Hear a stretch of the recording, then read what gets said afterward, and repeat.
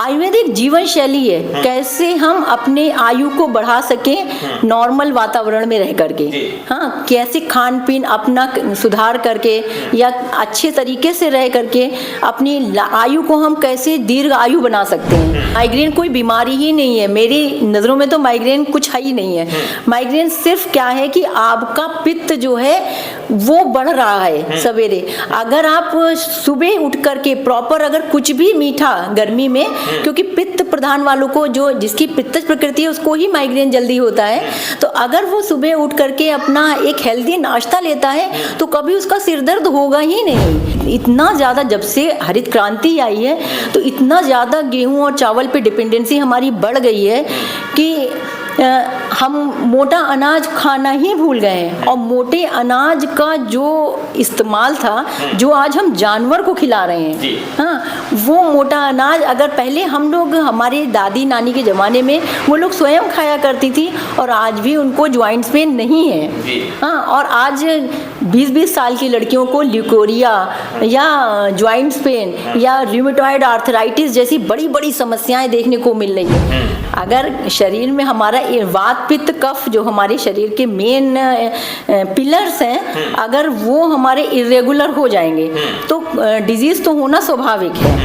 नमस्कार, मैं हूं शिव पांडे और इस समय हम हैं एक आयुर्वेदिक चिकित्सालय में जो कि प्रयागराज के झूसी में स्थित है।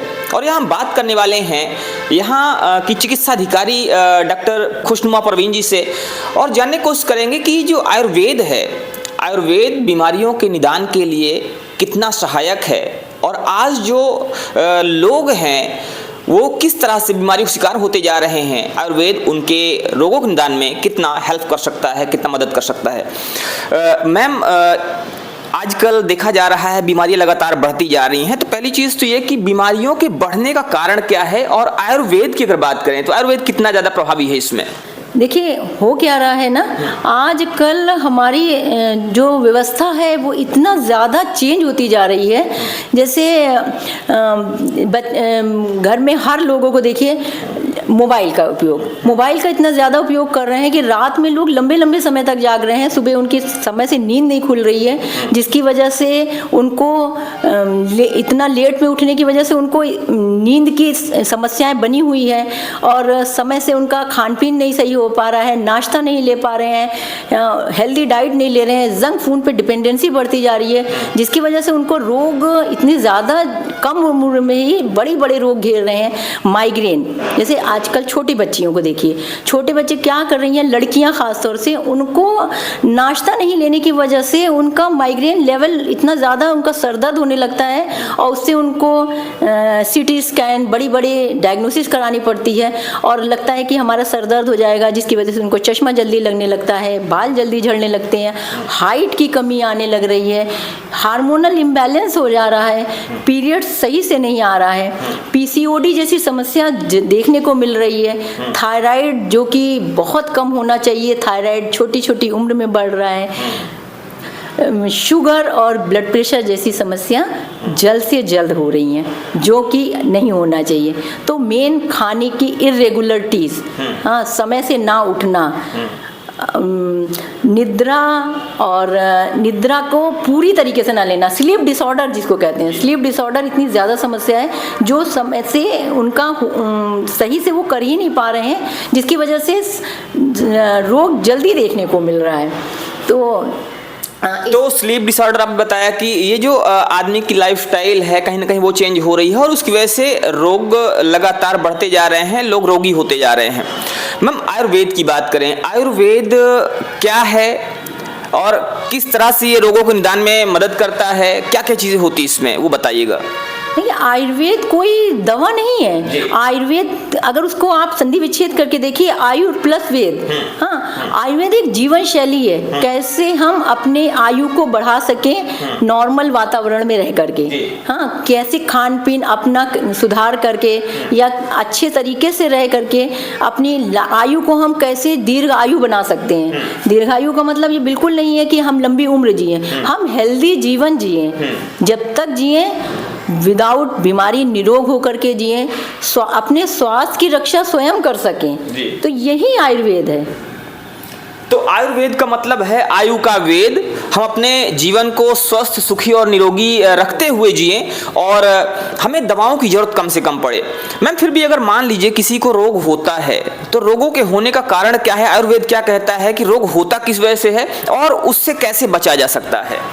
रोग तो इम्बैलेंस की वजह से ही होता है। अगर शरीर में हमारा वात पित्त कफ जो हमारे शरीर के मेन पिलर्स हैं, अगर वो हमारे इरेगुलर हो जाएंगे तो डिजीज तो होना स्वाभाविक है।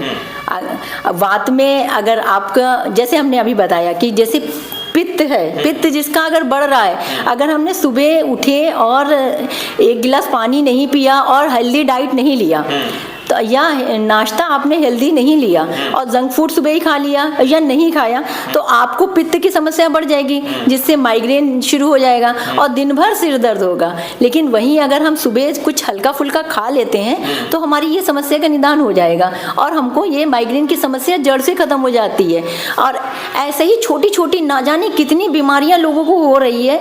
जैसे क्या है ना, हम गेहूं और चावल पे इतना ज़्यादा, जब से हरित क्रांति आई है तो इतना ज़्यादा गेहूं और चावल पे डिपेंडेंसी हमारी बढ़ गई है कि हम मोटा अनाज खाना ही भूल गए हैं। और मोटे अनाज का जो इस्तेमाल था, जो आज हम जानवर को खिला रहे हैं, हाँ, वो मोटा अनाज अगर पहले हम लोग, हमारे दादी नानी के ज़माने में वो लोग स्वयं खाया करती थी और आज भी उनको ज्वाइंट्स पेन नहीं है। हाँ, और आज 20-20 साल की लड़कियों को ल्यूकोरिया या ज्वाइंट्स पेन या रूमेटॉइड आर्थराइटिस जैसी बड़ी बड़ी समस्याएं देखने को मिल रही है। तो इसका हम अगर सही से खान पीन का अपना ध्यान रखें, हरी सब्जियां, प्रॉपर डाइट अगर हम ले रहे हैं, जो बैलेंस डाइट, बचपन में हम लोग जब 5th क्लास में रहते थे तो एक हम लोग पढ़ते थे, एक थाली बनाई जाती थी जिसमें दाल, रोटी, चावल, सब्जी, दही, हर कुछ प्रॉपर तरीके से रहता था।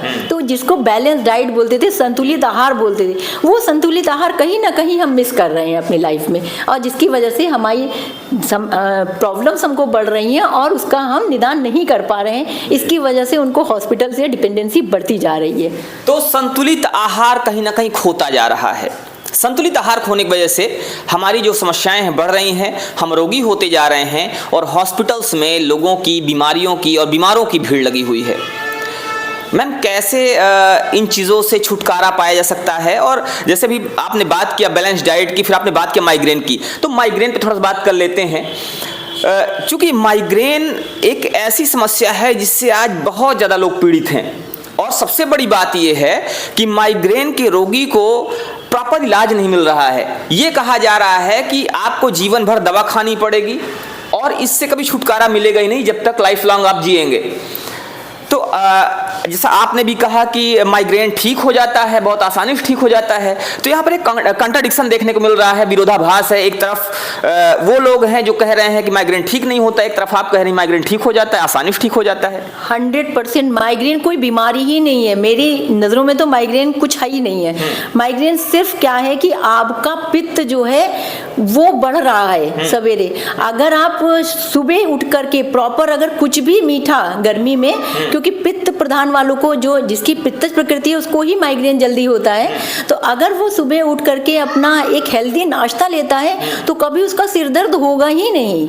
तो माइग्रेन का इलाज ही कुछ नहीं है। माइग्रेन में अगर वाकई किसी को माइग्रेन है तो मैं आपको एक बहुत छोटा सा नुस्खा बताती हूँ, आप उसको घर में यूज़ करिए।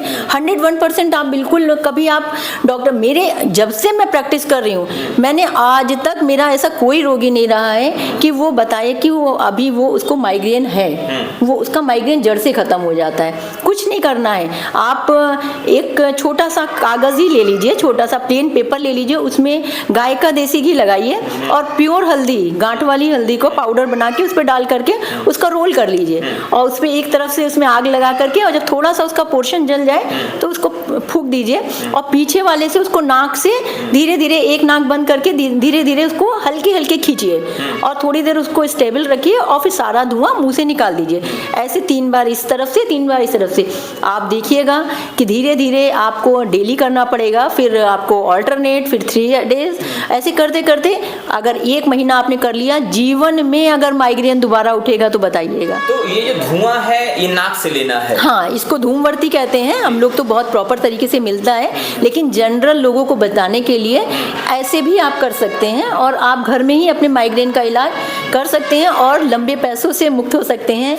जो हम CT स्कैन, MRIs वगैरह कराते हैं और लगातार दवा खाते हैं, उससे आप मुक्ति पा सकते हैं। और ठंडी ठंडी चीज़ों का और मीठी चीज़ों का सेवन इसमें ज़्यादा करना पड़ता है। हल्की फुल्के इलाज है। तो जो माइग्रेन के रोगी हैं, माइग्रेन के रोगी, अभी मैम ने बताया कि धूमवर्ती का सेवन, धूमवर्ती का सेवन करके इस रोग से मुक्ति पा सकते हैं। और उससे बड़ी बात यह है कि ये जो रोगी होते हैं, इन रोगियों को मीठे का सेवन ज्यादा करना होता है। पित्त को खत्म करने के लिए।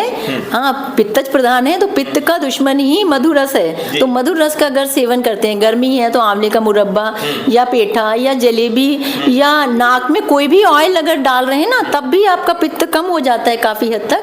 तो आपका निदान हो सकता है। पित्तज रोगी के ही लोगों को माइग्रेन की समस्या ज्यादा देखने को मिलती है, खासतौर से गर्मी में। जैसे जैसे धूप चढ़ती है वैसे वैसे सिरदर्द बढ़ता चला जाता है। धूप कम होती है तो सिर दर्द कम हो जाता है। इसीलिए इसको अर्धाव भेदक कहते हैं, आधे सिर का दर्द, है ना। तो ये आसानी से जा सकता है, इजी वे में ट्राई कर। अगर नहीं हो रहा है तो मेरे हॉस्पिटल है या कोई भी आयुर्वेदिक हॉस्पिटल जाइए, वो पित्त शामक दवा देकर माइग्रेन का इलाज आसानी से कर सकते हैं। तो जैसे आपने बताया कि पित्त प्रधान होता है ऐसा व्यक्ति, और पित्त शामक दवाएं अगर उसको दी जाएं तो वो ठीक हो जाएगा।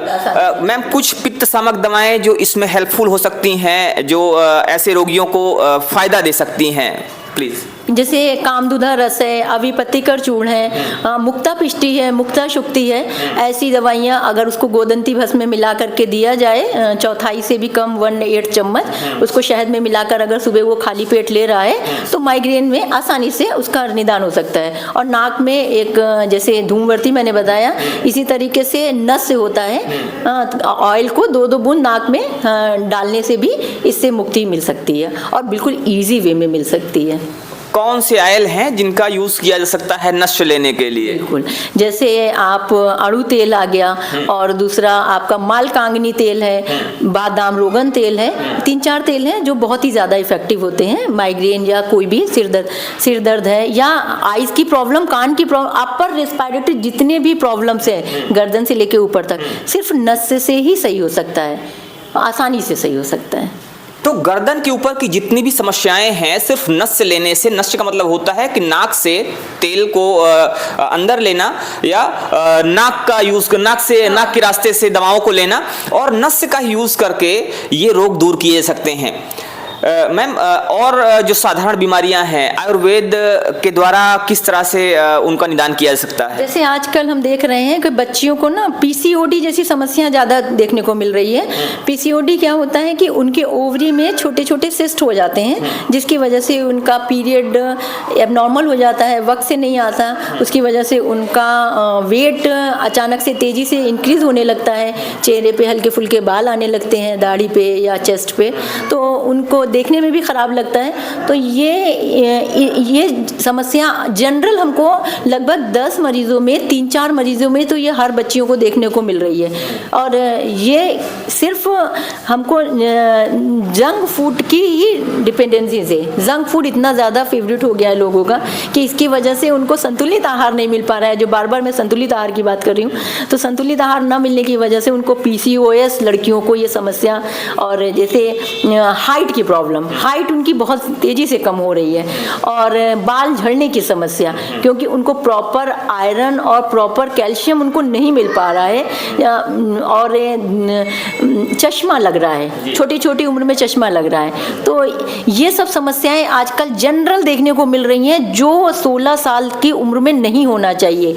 ये सब बीमारियां 30 साल के बाद होनी चाहिए। वो अब हमको इनफर्टिलिटी, इससे PCOS से इनफर्टिलिटी की समस्या बहुत बढ़ रही है, और इसका भी इलाज बहुत ही अच्छे तरीके से आयुर्वेदिक हॉस्पिटल में विदाउट मेडिसिन, सिर्फ आप अपने आहार को संतुलित आहार ले करके ही सही कर सकते हैं। मैम, एक अंतिम प्रश्न है आपसे। आयुर्वेद के विषय में एक भ्रांति है कि आयुर्वेद की दवाएं बड़ा स्लो काम करती हैं, उनका असर बहुत स्लो होता है, इस पर क्या कहेंगी? ये भ्रांति तो मुझे लगता है बिल्कुल गलत है। आयुर्वेद को अगर सही से कोई इलाज करने जाता है तो इतनी तेजी से रिजल्ट देता है कोई भी काम। और आजकल तो हमारे पास पंचकर्म जैसी व्यवस्था हो गई है। अगर किसी का मान लीजिए यूरिक एसिड बढ़ा हुआ है, प्रोटीन डाइट ज़्यादा ले रहा है, तो अगर वो हमारे पास आता है हम उसको सिरावेद कर देते हैं, यानी थोड़ा सा ब्लड को निकाल देते हैं, तो देखिए तुरंत उसको पाँव में दर्द, जो जलन होती है, वो तुरंत का तुरंत रिजल्ट मिलता है। अगर उसको कोई स्किन डिजीज हो रही है, चेहरे पे हो रही है, तो हम उसका थोड़ा सा ब्लड लेटिंग या जलौकाचरण विधि से करते हैं, जलौका लीच को कहते हैं। अगर हम उसको लीच लगाते हैं तो कितना भी कोई भी दाना हो, कोई भी स्किन डिजीज हो, या कोई भी दुष्ट से दुष्ट व्रण हो, जो किसी ऐसा घाव जो किसी भी दवा से न सही हो, वो तक सिर्फ अकेला लीच यानी जोंक, हाँ जोंक वहाँ से लगाने से आसानी से रिजल्ट मिल सकता है। भ्रांति है, इसका हमें जरूर पॉजिटिव रिजल्ट मिलता है, लेकिन ऐसा गलत है कि आयुर्वेद के स्लो रिस्पॉन्स करता है। आयुर्वेद जो है जड़ से खत्म करता है, इस वजह से थोड़ा लंबे समय तक ट्रीटमेंट जरूर चलता है। तो ये थी हमारे साथ डॉक्टर खुशनुमा परवीन जी, जो बता रही थी कि आयुर्वेद कितना सहायक है रोग निदान में, और साथ ही साथ आयुर्वेद हमारी लाइफ को कहीं ना कहीं एक सुचारू रूप से चलाने का माध्यम है। आयुर्वेद हमारे जीवन को रोग मुक्त करने का माध्यम है, और आयुर्वेद हमें एक अच्छा जीवन देने का माध्यम है। बने रहिए हमारे साथ खबरों का अपडेट के लिए, हम आगे भी लेके आते रहेंगे आपके साथ ऐसी ही ज्ञानवर्धक वीडियो। नमस्कार, जय हिंद।